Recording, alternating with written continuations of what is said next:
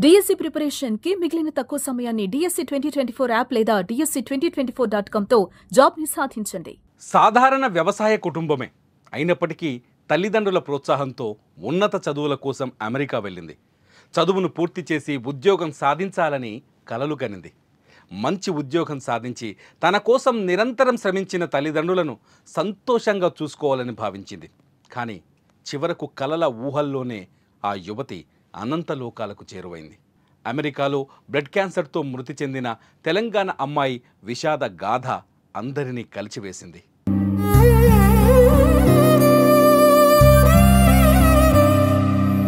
నల్గొండ జిల్లా కట్టంగూరు మండలం పందనపల్లికి చెందిన కొండి వెంకటరెడ్డి కూతురు కొండి ప్రియాంకారెడ్డి ఉన్నత చదువుల కోసం 2.5 సంవత్సరాల క్రితం అమెరికా వెళ్ళింది.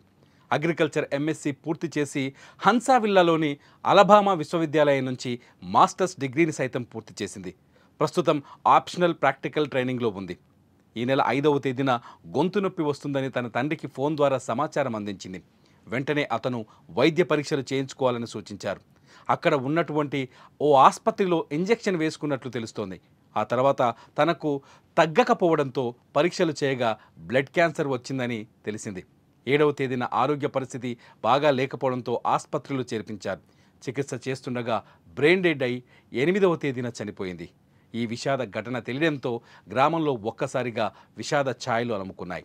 ఊరు కాని ఊరిలో, దేశం కాని దేశంలో తమ కూతురు మృతి చెందడంపై తల్లిదండ్రులు కన్నీరు మున్నీరుగా విలపించిన తీరు స్థానికులను సైతం కంటనీరు తెప్పిస్తోంది.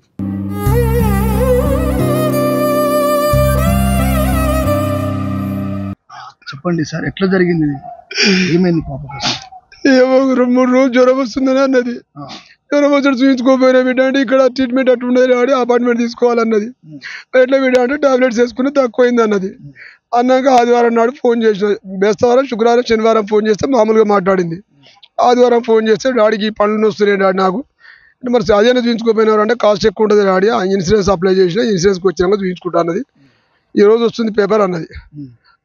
తెల్లారి పోయి చూపించుకుంటా అన్నది. సరే బిడ్డ అని చెప్పిన. తెల్లారి మళ్ళీ ఫోన్ చేస్తే ఫోన్ లిఫ్ట్ చేయలేదు. అమ్మ ఫోన్ లిఫ్ట్ చేయడం మెసేజ్ పెట్టాను ఆ బిడ్డకు. మెసేజ్ పెడితే హాస్పిటల్ ఎవరైనా అడిగితే అర్జెంట్ అని అడిగింది. దానిలో మెసేజ్ పెట్టింది. ఇక అంతవరకే నా బిడ్డ చివరి మాట అదే మాట. ఆదివారం రోజు మాట్లాడిన మాట నా బిడ్డ చివరి మాట. ఇక నా బిడ్డ మాట మాట్లాడలేదు, నన్ను చూడలేదు. మరోపక్క ప్రియాంకారెడ్డి అంత్యక్రియలు స్వగ్రామంలో ముగిశాయి. కూతురికి తలకొరివి పెడుతున్న సందర్భంగా తండ్రి తీవ్ర భావోద్వేగానికి గురయ్యాడు. ఎన్నో కలలు, మరెన్నో ఆశలతో తన కూతురు అమెరికా వెళ్ళిందని, కానీ కలలు కలలుగానే మిగిల్చి కన్ను మూసిందంటూ రోధించాడు.